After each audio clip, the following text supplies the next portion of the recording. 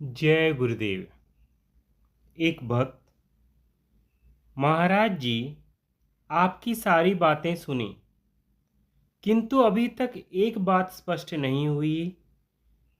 यह ठीक है कि कोई क्रिया शक्ति के संयोग के बिना संभव नहीं, तो मन शक्ति के किस स्तर के संयोग से क्रियाशील होता है?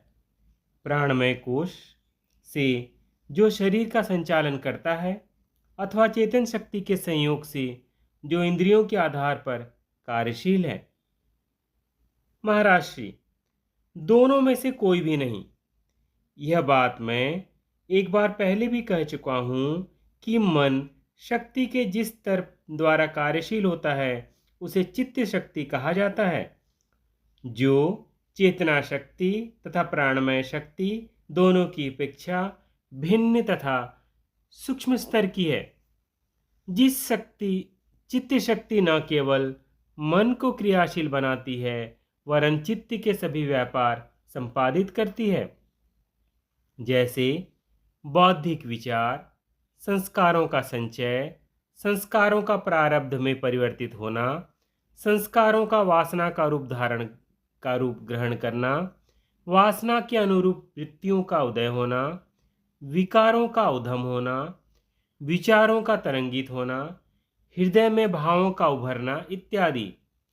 एक ही चित्त रूपी सरोवर में कई तरह के उतार चढ़ाव आते हैं, जिन सब में कारण शक्ति का संयोग है। यदि शक्ति बहिर्मुखी प्रवाहित होती है तो इन सभी क्रियाओं में भी उभार आ जाता है। यदि शक्ति अंतर्मुखी होती है तो यह उभार उतरने लगता है। एक भक्त, तो मनोमय कोश को क्या चित्त शक्ति कोश का कह सकते हैं? महाराज जी, नहीं, चित्त में बुद्धि का भी समावेश है, जो विज्ञानमय कोश के अंतर्गत है।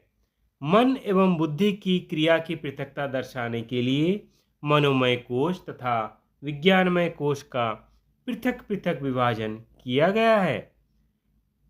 अब आप सब लोग जाकर भोजन करें, विश्राम करें।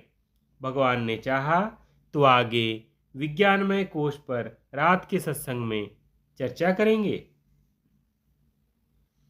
रात को भोजन के उपरांत सब महाराज श्री के कमरे में एकत्रित थे। बाहर चांदनी अपने जोबन पर थी तथा कमरे में खिड़कियों के रास्ते अंदर प्रवेश करने का प्रयत्न कर रही थी। सब लोग आगे का प्रवचन सुनने को उत्सुक हो रहे थे। महाराज श्री तख्त से नीचे उतरकर अपने आसन पर विराजमान हो चुके थे।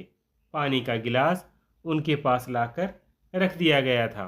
महाराज श्री ने कहना आरंभ किया। महाराज श्री, अब नीचे से चौथे विज्ञानमय कोश पर विचार करते हैं। यह कोश मनोमय कोश के अंदर स्थित है। यह बुद्धि एवं अहंकार का कोश है।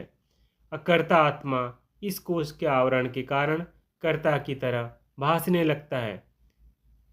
उसकी शक्ति, ज्ञान स्वरूपता, बुद्धता यहाँ आकर ज्ञान का रूप धारण कर लेती है। निश्चय रहित आत्मा निश्चयात्मक हो जाता है तथा जाति, गुण, कला, अभिमान रहित आत्मा इस कोश के संयोग से जाति, गुण, कला तथा अभिमान युक्त की भांति भासने लगता है। इस कोश का मुख्य लक्षण अभिमान है। कर्तापन का अभिमान, प्रारब्ध फल भोगने का अभिमान, सुख भोग तथा सम्मानित होने का अभिमान विज्ञानमय कोश के ही लक्षण कहे जा सकते हैं। विज्ञानमय कोश, मनोमय कोश तथा अन्नमय कोश, ये तीनों मिलकर सूक्ष्म शरीर बनता है। एक भक्त, ज्ञानेंद्रियां तथा कर्मेंद्रियां भी तो सूक्ष्म शरीर का ही अंग है। महाराज श्री, सूक्ष्म ज्ञानेंद्रियां तथा कर्मेंद्रियां सूक्ष्म शरीर का अंग है, स्थूल का नहीं। स्थूल इंद्रियां मृत्यु समय स्थूल शरीर के साथ यहीं रह जाती हैं। विज्ञानमय कोश ऊपर से नीचे उतरते हुए अहंकार राग द्वेष से युक्त होकर अभिमान का रूप ग्रहण करता है।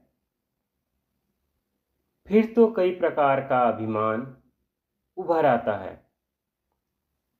कर्तापन, भोक्तापन, धन ऐश्वर्य, जाति धर्म, कला पांडित्य, रूप सुस्वास्थ्य इत्यादि के आधार पर अभिमान अपने कई रंग निखारता रहता है। निश्चय करना बुद्धि की प्रक्रिया है।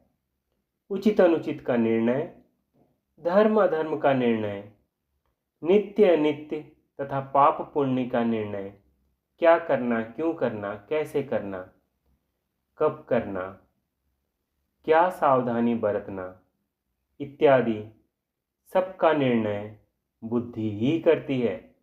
किंतु सब निश्चय आत्मा करता हुआ प्रतीत होता है। आत्मा में निश्चय नहीं होते हुए भी बुद्धि के सामीप्य के कारण निश्चय का प्रतिबिंब पड़ने से आत्मा रंगा हुआ प्रतीत होता है। आत्मा स्वयं निश्चय नहीं करता, केवल निश्चय करने की शक्ति प्रसारित करता है, जो चित्त में आकर बुद्धि के रूप में विकसित हो जाती है। अंतर्विधि का यह चौथा पड़ाव अत्यंत ही सूक्ष्म है। यहाँ आकर मार्ग की चौड़ाई अत्यंत ही कम हो जाती है। इसी पड़ाव पर संस्कारों का भंडार एकत्रित होता है। यही विकारों की आश्रय स्थली है, जहाँ से वह समय कुसमय उठकर उधम मचाते हैं। यहीं बैठी वासनाएं मन को शुभाशुभ कर्मों के लिए प्रेरित करती रहती हैं। यहीं से हृदय में भावनाओं को उभारा जाता है। इस कोश की कारस्तानियों को अंतर में अनुभव ही किया जा सकता है। जय गुरुदेव।